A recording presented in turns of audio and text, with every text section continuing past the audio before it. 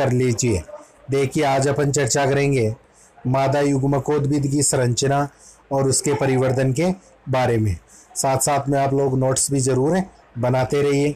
तो सबसे पहले अपन देखेंगे कि इसके अंदर जो ये अंडप या गुरु बीजाणु पर्ण जो होते हैं, कार्पल या मेगास्पोरोफिल, ये क्या होते हैं, इनके बारे में आज अपन चर्चा करने वाले हैं। तो देखिए आवर्तबीजी पादपों के पुष्प में मादा जननांग को जायांग कहते हैं, यानी गायनोसियम या जायांग कहते हैं मादा पुष्प जननांग जो होता है उसे। और जायांग की जो सिंगल इकाई होती है उसे क्या कहते हैं, स्त्रीकेसर। काफ़ी अच्छी तरह से बताया हुआ आपको। तो जायांग का निर्माण कहाँ होता है, एक या अधिक अंडपों के मिलने से अपन कहते हैं जायांग का निर्माण होता है। अंडप जो होते हैं वह बीजांड धारण करने वाली रूपांतरित एक पर्ण होती है, जिसे अपन क्या कहते हैं, गुरु बीजाणु पर्ण के नाम से भी जानते हैं। इसे क्या कहते हैं, गुरु बीजाणु पर्ण, यानी कि मेगास्पोरोफिल भी अपन कहते हैं। अंडपों की संख्या एक से अधिक होने पर ये पृथक अर्थात वियुक्तांड या संयुक्त अर्थात युक्तांड भी हो सकते हैं। अंडपों की संख्या एक से अधिक होने पर ये पृथक यानी कि अलग अलग हो सकते हैं, जिसे वियुक्तांड भी कहते हैं। संयुक्त यानी साथ साथ, जिसे युक्तांड भी कहते हैं, हो सकते हैं। अब जो अंडप होते हैं, अंडप एक फ्लास्क नुमा संरचना होती है जिसको 3 प्रमुख भागों में अपन विभाजित करते हैं। फ्लास्क नुमा संरचना आपने देखी होगी कि इस प्रकार से अपन देखते हैं, ऊपर से नलिका वगैरह। तो ये एक फ्लास्क नुमा संरचना हो जाती है जिसके 3 पार्ट होते हैं। सबसे ऊपरी पार्ट होता है वर्तिकाग्र, फिर जो नलिका नुमा पार्ट वो होता है वर्तिका, और जो नीचे वाला जो राउंडेड पार्ट होता है फूला हुआ, उसे अपन क्या कहते हैं, ओवेरी या अंडाशय कहते हैं। बाद में देखिए इसका जो अंडाशय होता है ना, अंडाशय जायांग का आधारीय फूला हुआ भाग होता है, जिसके भीतर या अंदर अनेक छोटी छोटी अंडाकार संरचनाएं पाई जाती है। इन संरचनाओं को अपन क्या कहते हैं, बीजांड या ओव्यूल के नाम से जानते हैं। इन संरचनाओं को अपन क्या कहेंगे, बीजांड या ओव्यूल के नाम से जानते हैं। और बीजांड को ही क्या कहते हैं, गुरु बीजाणुधानी या मेगास्पोरोंजियम के नाम से भी जानते हैं। बीजांड को गुरु बीजाणुधानी या मेगास्पोरोंजियम भी कहते हैं, जरूर याद रखना।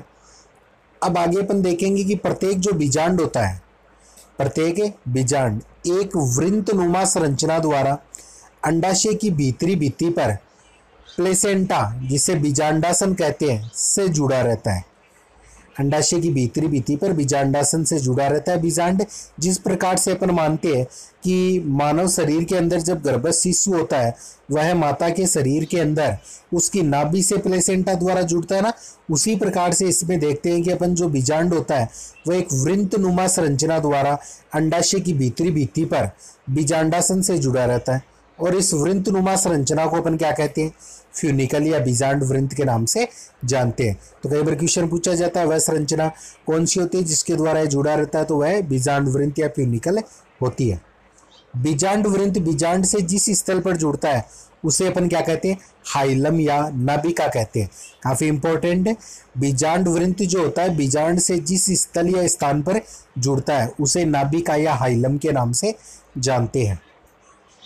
फिर आगे अपन कहते हैं कि कभी कभी बीजांड वृंत के जुड़ने के स्थल पर कोई उभारनुमा संरचना पाई जाती है, जिसे रेफी के नाम से अपन जानते हैं। बीजांड वृंत जहाँ पर जुड़ता है वहाँ पर एक उभार जैसी संरचना प्रदर्शित होती है, जिसे रेफी कहते हैं। ये तो बात हुई अपने अंडाशय के अंदर। फिर वर्तिका जो होती है, वर्तिका अंडाशय के ऊपर का एक नलिकाकार भाग होता है जो पराग नलिका को मार्ग या पथ प्रदान करता है अंदर बीजांड में प्रवेश करने के लिए। वर्तिका के शीर्ष भाग पर वर्तिकाग्र होता है जो परागण के समय परागकणों को क्या करता है, ग्रहण करता है। यानी कि परागण के समय पर कहते हैं जो नरयुग्मक परागकण होते हैं वह वर्तिकाग्र के ऊपर ही आकर गिरते हैं। तो ये बात थी अपनी मुख्य गुरु बीजाणु पर्ण वगैरह के बारे में। अब अपन बात करेंगे जो मुख्य स्ट्रक्चर, यानी कि मुख्य जो अपन देखेंगे बीजांड की संरचना। तो हेडिंग लगा लीजिए नोट्स में, बीजांड की संरचना। नोट साफ सुथरे आप लोगों को बनाने हैं। अब देखिए बीजांड की संरचना की अगर अपन बात करें तो बीजांड की जो संरचना होती है उसमें देखिए कि आवर्तबीजी पादपों में बीजांड की संरचना अत्यंत जटिल होती है।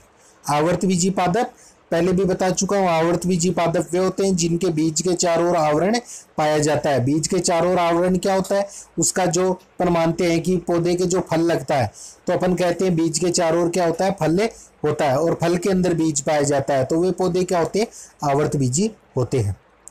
एक प्रारूपिक परिपक्व बीजांड लगभग गोलाकार या दीर्घवृत्तीय संरचना होती है, जिसका मुख्य भाग क्या होता है, मृदुतकीय कोशिकाओं यानी कि पेरेकाइमेटस सेल्स के द्वारा निर्मित होता है। ये मृदुतकी कोशिकाएं होती है जिनका निर्माण मृदुतक से होता है, जिसे बीजांड का या न्यूसेलस भी कहते हैं।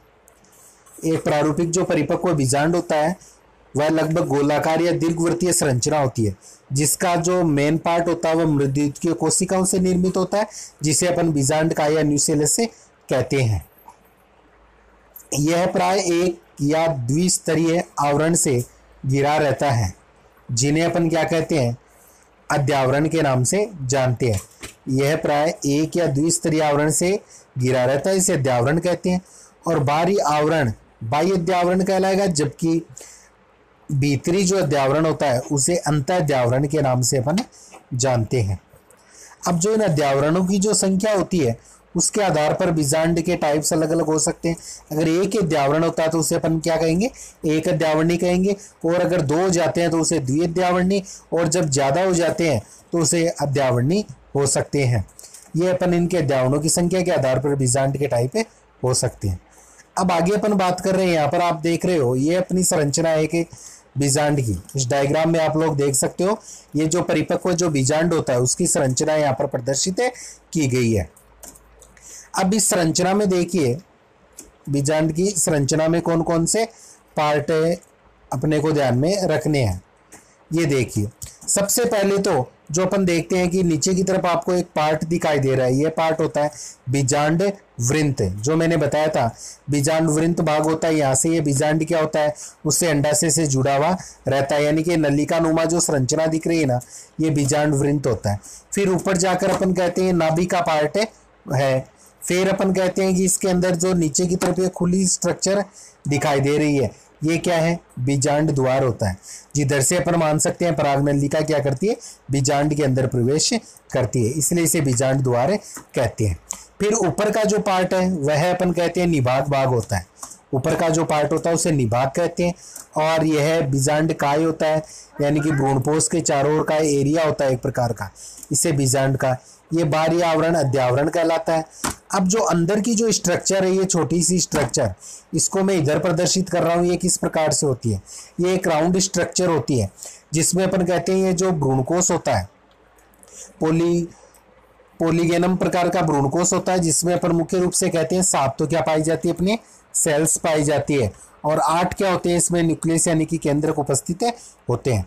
अब देखिए इसमें निभाग भाग की तरफ अपन देखेंगे, 1 2 और 1 से 3 ये क्या पाई जाती है, सेल्स से पाई जाती है। और नीचे की तरफ भी अपन कहते हैं 1 2 3 ये सेल्स उपस्थित होती है। और बीच में क्या पाई जाती है, एक बड़ी सेल्स होती है जिसके 2 केंद्रक होते हैं। ऊपर वाली जो सेल्स होती है ना, उन्हें अपन प्रतिमुखी कोशिका या प्रतिध्रुवी कोशिका कहते हैं, जो डायग्राम में दिख रहा है आपको। और जो नीचे वाली जो कोशिका होती है उसमें ये कोशिका तो होती है अंड कोशिका, और नीचे वाली 2 जो होती है उन्हें क्या कहते हैं, सहायक कोशिका। और अंड कोशिका और सहायक कोशिका दोनों होती है ना, उनको संयुक्त रूप से अपन क्या कहते हैं, अंड समुच्चय कहते हैं। क्या कहते हैं, अंड समुच्चय। आप नोट्स में जरूर ये बात लिखना कि अंड कोशिका और सहायक कोशिका को सम्मिलित रूप से अंड समुच्चय कहते हैं। और बीचों बीच जो सेल्स दिखाई दे रही है वह क्या होती है, कायिक कोशिका होती है, जिसके 2 क्या होते हैं, केंद्रक होते हैं, इसलिए इसे अपन क्या कहते हैं, द्वितीय केंद्रक के नाम से जानते हैं। तो 3 कोशिका ये हो गई, 3 ये मध्य में, 1 बड़ी कायिक कोशिका, तो 7 तो क्या हो गई, कोशिका हो गई। केंद्र कितने हो गए, 3 कोशिका, केंद्रक ऊपर, 3 के नीचे 6 और 2 केंद्रक मध्य में हो जाते हैं, तो 8 केंद्रक। तो इस प्रकार से 7 कोशिका और 8 केंद्रक उपस्थित होते हैं। तो ये डायग्राम आपको बहुत ही शानदार अच्छा सा डायग्राम बनाना है। अब आगे देखिए, इसका वर्णन करते हैं। तो वर्णन में अपन क्या करेंगे, इसमें देखिए कि जो अध्यावरण होता है वह बीजांड काय को पूर्ण रूप से नहीं ढकता है। जो अध्यावरण होता है बीजांड काय को पूर्ण रूप से नहीं ढकता है, वरन इसका कुछ भाग एक पतली नलिका जैसी संरचना का निर्माण करता है, जिसे अपन क्या कहते हैं, बीजांड द्वार के नाम से जानते हैं। और बीजांड काय का आधारीय भाग क्या कहलाता है? निभाग कहलाता है। बीजांड काय का आधारीय भाग निभाग कहलाता है। अब आप चाहो तो फ्रेंड्स नोट्स बनाते समय इनके पार्ट डिवाइड करके लिख सकते हैं। जैसे सबसे पहले अपन ने बीजांड द्वार लिख लिया, तो बीजांड द्वार में लिख देंगे अध्यावरण बीजांड काय पूर्ण रूप से नहीं ढकता है, इसका एक पतली नलिका जिस संरचना का निर्माण करता है कुछ भाग, जिसे बीजांड द्वार कहते हैं। और इधर से अपन मानते हैं कि पराग नलिका जो होती है वह प्रवेश करती है। फिर सेकंड अपन निभाग लिख सकते हैं, तो निभाग में क्या हो जाएगा? बीजांड काय का आधारी भाग निभाग या चेलिजा कहलाता है। और निभाग से अध्यावरणों की उत्पत्ति होती है और बीजांड में उत्पत्ति होती है, इतना लिख देंगे। फिर बीजांड में बीजांड के समीप मादा युग्मकोद्भिद के रूप में भ्रूणकोष पाया जाता है। तो तीसरा जो पॉइंट हो जाएगा वह अपना क्या होगा? भ्रूण कोष होगा, एम्ब्रियो सेक, जिसमें अपन क्या लिखेंगे कि बीजांड में बीजांड द्वार के समीप मादा युग्मकोद्भिद के रूप में जो भ्रूणकोष पाया जाता है।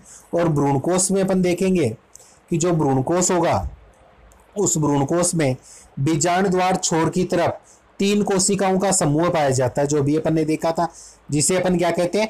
अंड समुच्चय कहते हैं। ये सभी आप भ्रूणकोष हेडिंग लगाओगे, तीसरा पार्ट उसमें लिखोगे, तो जिसे अपन अंड समुच्चय कहते हैं। इसमें अपन देखते हैं कि इसमें नाशपति के आकार की कोशिका जो होती है ऊपरी बड़ी, वह तो अंड कोशिका होती है, तथा शेष 2 पार्श्व कोशिकाएं होती है, उन्हें क्या कहते हैं? साय कोशिका कहते हैं, जो अभी डायग्राम में अपन ने देखा था। फिर निभागी छोर की तरफ अपन देखेंगे भ्रूणकोष में 3 प्रतिमुखी कोशिकाएं उपस्थित होती है। भ्रूणकोष के मध्य में केंद्रीय कोशिका पाई जाती है, उपस्थित रहती है, जिसमें 2 अगुणित ध्रुवीय केंद्रक उपस्थित होते हैं।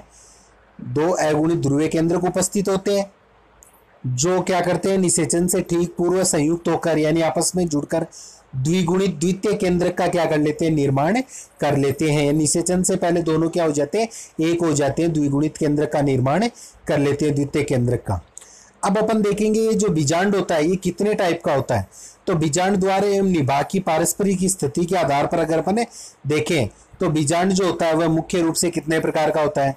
6 प्रकार का होता है। बीजांड जो होता है मुख्य रूप से 6 प्रकार का होता है। सबसे पहले अपन देखेंगे रिजु बीजांड यानी कि ऑर्थ्रोट्रोपस जो ओव्यूल होता है, ऑर्थ्रोट्रोपस ओव्यूल। जब बीजांड में बीजांड द्वार, निभाग एवं बीजांड वृंत एक सीधी रेखा में होते हैं ना, तो उस बीजांड को अपन क्या कहते हैं? रिजु बीजांड कहते हैं, यानी कि ऑर्थ्रोट्रोपस ओव्यूल के नाम से जानते हैं। इस प्रकार का बीजांड सीधा अर्थात उदग्र होता है। एग्जाम्पल पोलिगोनेसी, पाइपेरेसी कुल के पौधे और अधिकांश जो जिम्नोस्पर्मी पादपों के बीजांड होते हैं ना, वो इसी प्रकार के होते हैं, रिजु बीजांड। तो इसका पहले अपने को हेडिंग रिजु बीजांड फर्स्ट, फिर इसका आप लोग क्या बनाओगे? डायग्राम। अब इसका डायग्राम देखिए, ये रहा रिजु बीजांड को प्रदर्शित करने वाला डायग्राम। इसमें अपन देख रहे हैं बीजांड द्वार है, ये नाभिका और मध्य में अपना भ्रूणकोष है। तो तीनों क्या आ रहे हैं? एक सीधी रेखा में अपने को प्रदर्शित हो रहे हैं, इसलिए अपन इसे रिजु बीजांड कहते हैं। फिर देखिए दूसरा जो है प्रतीप बीजांड। इसमें क्या होता है? प्रतीप बीजांड इस प्रकार के बीजांड में बीजांड वृंत की एक पार्श्विक वृद्धि के कारण जो बीजांड होता है वह 180 डिग्री पर घूमकर क्या हो जाता है? उल्टा हो जाता है, इसीलिए अपन इसे प्रतीप कहते हैं। प्रतीप का मतलब होता है उल्टा, जिससे बीजांड द्वार हाइलम के समीप आ जाता है, हाइलम के समीप आ जाएगा, तथा बीजांड द्वार और निभाग एक सीधी रेखा में आ जाते हैं। आवर्त बीजीय पौधों के 82% कुल में इसी प्रकार का बीजांड पाया जाता है। तो फिर पहले फर्स्ट रिजु बीजांड हो गया, फिर उसका डायग्राम बनाओगे, फिर सेकंड लिखोगे प्रतीप बीजांड। और इसका जो डायग्राम है वह ये रहा है डायग्राम इसका, ये डायग्राम, जिसमें अपन देख रहे हैं कि पूरा ये क्या हो रहा है? उल्टा प्रदर्शित है हो रहा है। बीजांड वृंत यहाँ पर रह जाता है और ये बीजांड का है, और जो अंदर बीजांड संरचना है ये क्या हो जाती है? घूम जाती है 180 डिग्री पर। तो ये सेकंड डायग्राम इसका बनेगा।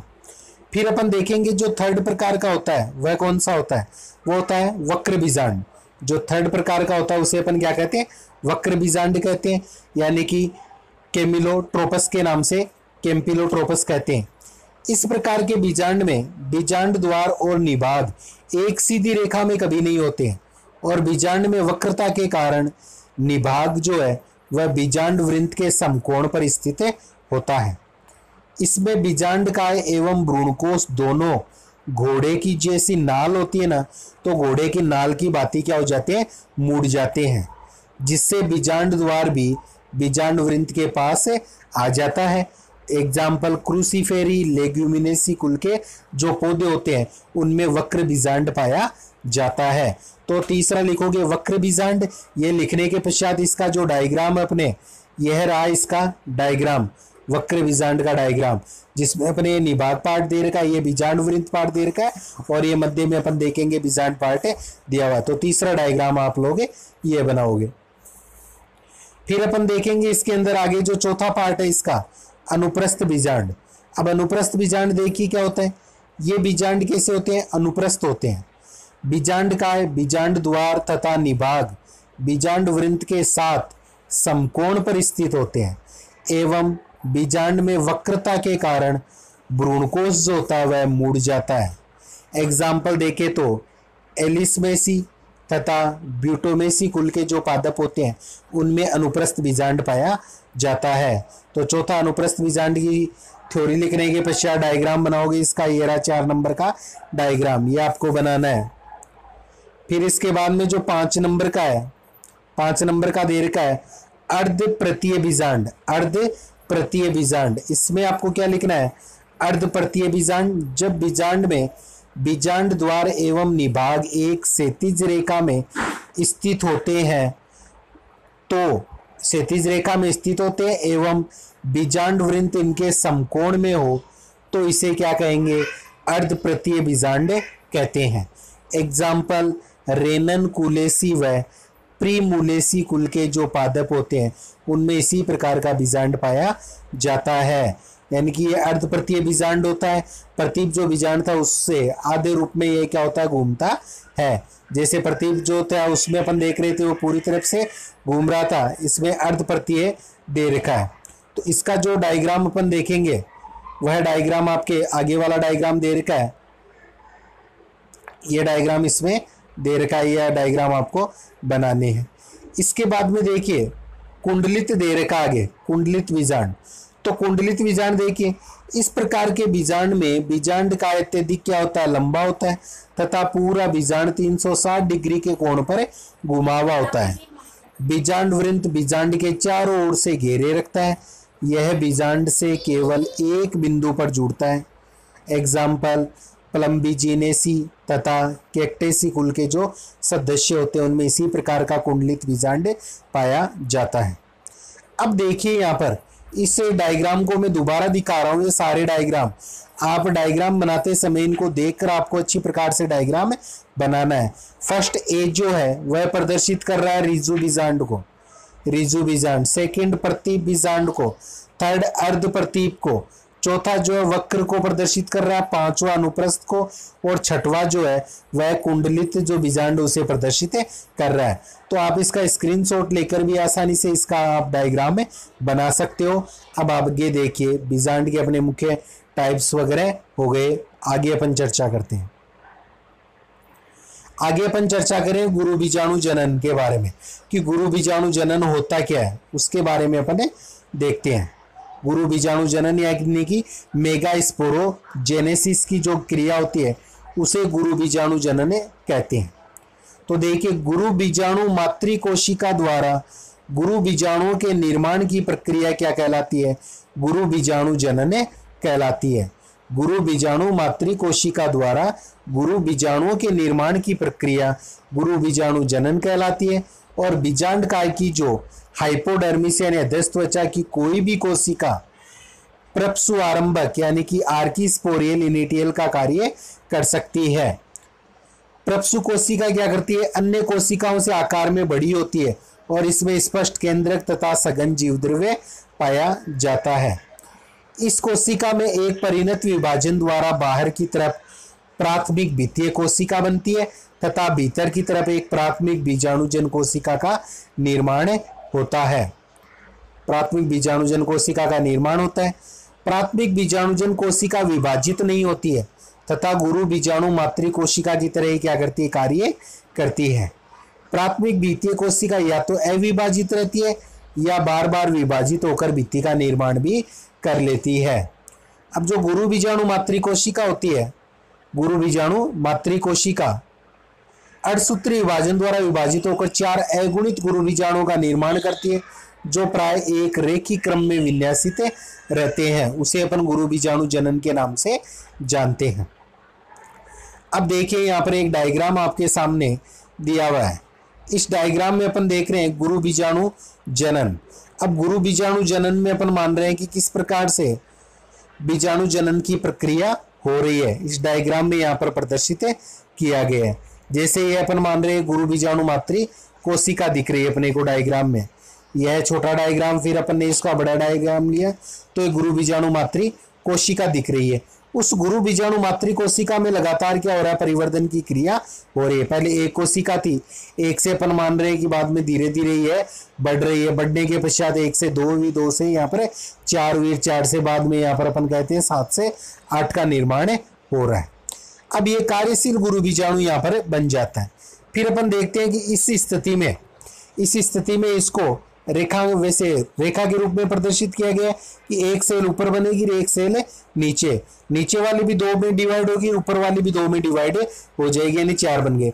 फिर ऊपर वाली 4 और नीचे वाली भी कितनी 4 के अंदर डिवाइड हो जाती है। फिर अपन कहते हैं कि यह क्या हो जाती है, बीचों बीच स्ट्रक्चर के रूप में बदल जाती है, यानी कि ये स्ट्रक्चर बनेगी और लास्ट की जो स्ट्रक्चर बनेगी उसमें फिर अपन कहेंगे 3 सेल्स तो ऊपर, 3 नीचे, 2 बीच में केंद्र के रूप में आ जाती है। इस प्रकार से डायग्राम प्रदर्शित होता है।